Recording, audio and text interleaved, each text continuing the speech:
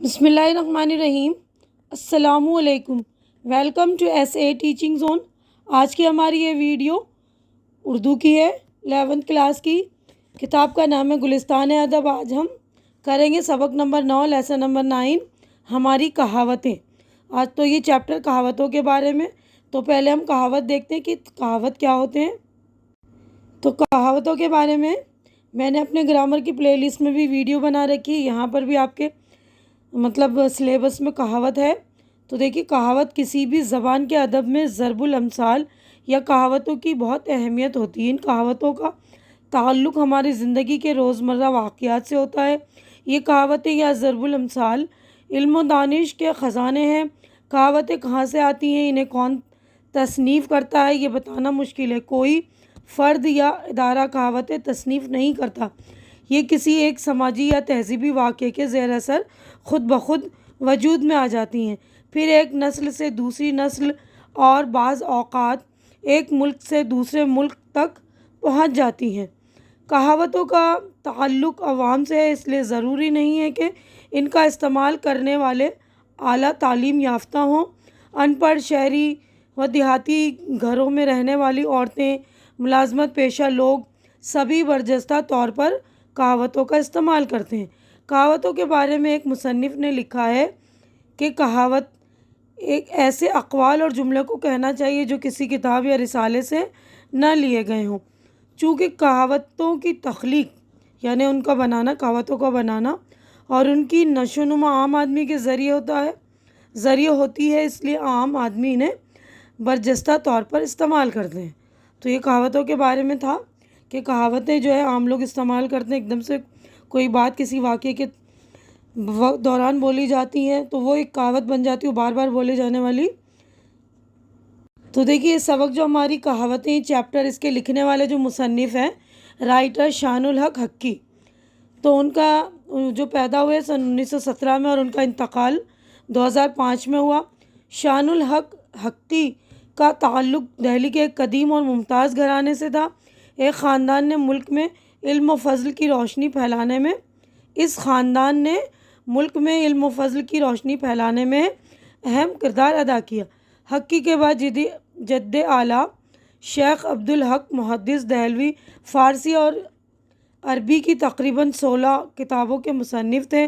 ان کے بیٹے مولانا نور الحق بھی اعلیٰ پائے کے مصنف تھے۔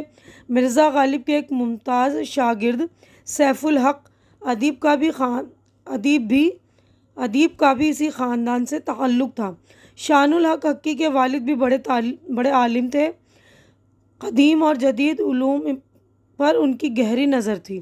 وہ شاعری کا بھی بہت اچھا مذاق رکھتے تھے۔ انہوں نے دیوان حافظ کا اردو میں ترجمہ کیا۔ اس کے علاوہ ان کی 2 کتابوں افسانہ پدمنی اور مطالعہ حافظ کو اپنے زمانے میں بہت شہرت اور مقبولیت حاصل ہوئی۔ فارسی اور اردو پر ان کی گہری نظر تھی۔ انہیں ادب کے ساتھ ساتھ زبان سے بھی بہت دلچسپی تھی۔ وہ ادب اور زبان دونوں کا بہت ستھرا مذاق رکھتے تھے۔ حقی صاحب کی ابتدائی تعلیم دہلی میں ہوئی، اعلیٰ تعلیم علی گڑھ مسلم یونیورسٹی میں ہوئی۔ انہوں نے مختلف اصناف ادب کارہائے نمایاں انجام دیے۔ شاعری، افسانہ، ڈرامہ، تنقید، تحقیق، ترجمہ نگاری اور لغت سازی ان کی دلچسپی کے خاص میدان ہیں۔ انہوں نے بچوں کے لیے بھی بہت سی کتابیں لکھی ہیں۔ سنسکرت اور انگریزی سے ان کے بعض ترجموں کو بہت شہرت ملی۔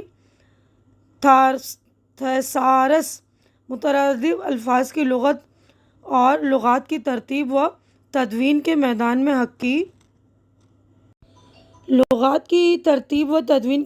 میں حقی صاحب کا مرتبہ بہت بلند ہے۔ ان کے تنقیدی مضامین کا مجموعہ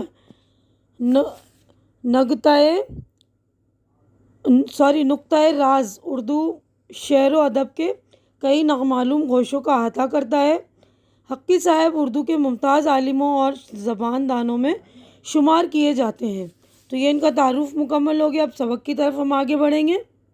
تو دیکھیے، لیسن نمبر 9 ہماری کہاوتیں، یہاں سے لیسن اسٹارٹ ہے، تو میں پورا سبق پڑھوں گی نہیں، آپ کو ذرا خلاصے میں سبق کا خلاصہ بتا دیتی ہوں کہ ہماری کہاوتیں اردو کے ممتاز عالم اور اردو زبان دان شان الحق حقی کا لکھا ہوا اس مختصر مضمون میں بتایا ہے کہ کہاوت یا ضرب المثل کسے کہتے ہیں، وہ کس طرح وجود میں آتی ہیں۔ وہ لکھتے ہیں کہ انسان بولنے والا جاندار حیوان ناطق ہے۔ یوں تو دیگر جاندار مختلف بولیاں بولتے ہیں، لیکن بامعنی لفظوں میں بات کرنا انسان کا حصہ ہے۔ بات کو ادا کرنے کے بہت سے ڈھب ہیں، جسمانی حرکت، اشارے، اچھل کود وغیرہ، لیکن لفظوں میں بات کرنا آدمی ہی سے مخصوص ہے، اور بات کو مؤثر طریقے سے ادا کرنے کا ایک طریقہ کہاوت یا مثل کا استعمال بھی ہے، جسے ضرب المثل کہتے ہیں۔ ان مثلوں یا کہاوتوں میں بڑے گر کی باتیں، زندگی کے تجربات کا نچوڑ اور ایک طرح کی شاعری بھی ملتی ہے، یعنی نازک لطیف بات۔ کہاوت کی اس تعریف و توضیح کے بعد حقی صاحب نے آنکھوں پر پلکوں کا بوجھ، آپ کاج مہا کاج، آگ پانی کا کیا میل، تالی ایک ہاتھ سے نہیں بجتی، پانچوں انگلیاں ایک سی نہیں ہوتی، ٹھنڈا لوہا گرم لوہے کو کاٹتا ہے، کیا مرغا نہ ہوگا تو سویرا نہ ہوگا، چنے چابو یا فقیری بجا لو، سوتا سوتے کو نہیں جگاتا، شیر کی پیٹھ پر کاٹھی کسنا، لختم کے آگے بختم کیا چیز جیسی کہاوتوں کی تشریح کی ہے۔ جب وہ مزید کہتے ہیں کہ ہماری زبان کے الفاظ کا سرمایہ محاورات اور کہاوتیں اس زمانے کی یادگار ہیں، جب کہ یہ آزاد تھیں، اس کے پر بندھے ہوئے نہیں تھے۔ اب ہم نے اپنے اوپر انگریزی زبان کو مسلط کر لیا ہے۔ اس کے بعد وہ سر سید کے ایک مضمون کا اقتباس نقل کرتے ہیں: انگریزی قوم نے جو اس قدر ترقی کی ہے، وہ صرف اس بات کا نتیجہ ہے کہ تمام علوم و فن اسی زبان میں ہیں جو لوگ بولتے ہیں۔ اسی طرح جب تک تمام علوم و فن ہماری زبان میں نہ ہوں گے، ہم جاہل اور نالائق ہی رہیں گے اور کبھی عام تربیت نہ ہوگی۔ تو یہیں پر ہمارا چیپٹر مکمل ہو گیا۔ تو یہاں پر ہماری جو ہے مشق ہو گئی اسٹارٹ۔ تو پہلا دیکھیے لفظ و معنی ہے پہلا مشق میں۔ تو پہلا لفظ ہے ناطق، بولنے والا، کنایا، کنائیوں، پوشیدہ بات، یا جب ہم کسی بات کو کھل کر نہیں کہنا چاہتے تو اصل لفظ کی جگہ اس کے کنائیوں کا استعمال کرتے ہیں، یعنی اشاروں وغیرہ کا استعمال کر کے دوسرے لفظ بولتے ہیں تو اس کو بولتے کنائیہ۔ جنبش، حرکت، ڈھب، طریقہ، لطیف، نرم، پاکیزہ، طیش، غصہ، سرکش، مغرور، نافرمان، معاہدہ، سمجھوتا، نامہ بر، خط پہنچانے والا، ڈاکیہ، مسلط، حاوی، چھایا ہوا، رحم کرنا، فرما بردار بنانا، ناخواندہ، ان پڑھ۔ تو نیکسٹ پیج پر ہم چلیں گے۔ دیکھیے اب اس پیج پر غور کرنے کی بات ہے، اسی سبق سے متعلق غور کرنے کی بات ہم دیکھتے ہیں۔ بولنے کے لیے ہم لفظوں اور جملوں سے تو کام لیتے ہی ہیں، اس کے علاوہ اشاروں اور کنائیوں کا سہارا بھی لیتے ہیں، جس کے مختلف حصوں کی جنبش اور تیور بھی مطلب ادا کرنے میں ہماری مدد کرتے ہیں۔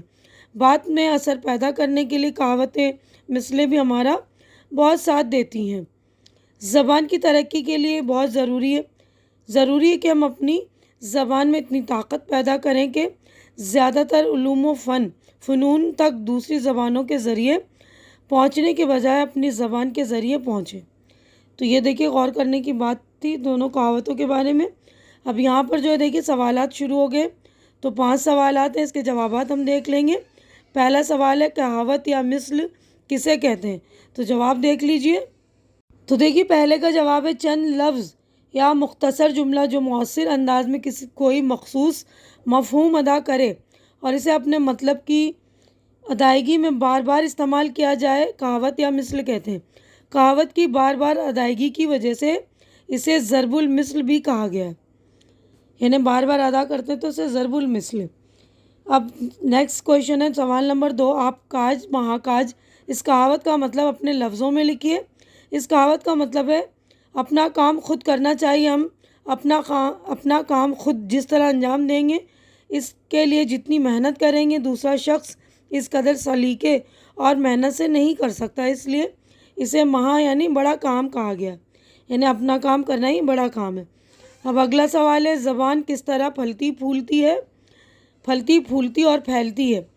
جب زبان زندگی میں ہر طرف سب کاموں کے لیے استعمال کی جائے تو یہ خوب پھلتی اور پھولتی ہے، کیونکہ کثرت استعمال سے اس میں الفاظ، محاوروں، کہاوتوں، اصطلاحات اور تلمیحات کا اضافہ ہوتا ہے اور زبان میں مختلف علوم و فنون کے ادا کرنے کی صلاحیت پیدا ہوتی ہے۔ سوال نمبر 4 ہے، کہاوتیں اور محاورات کس زمانے کی یادگار ہیں؟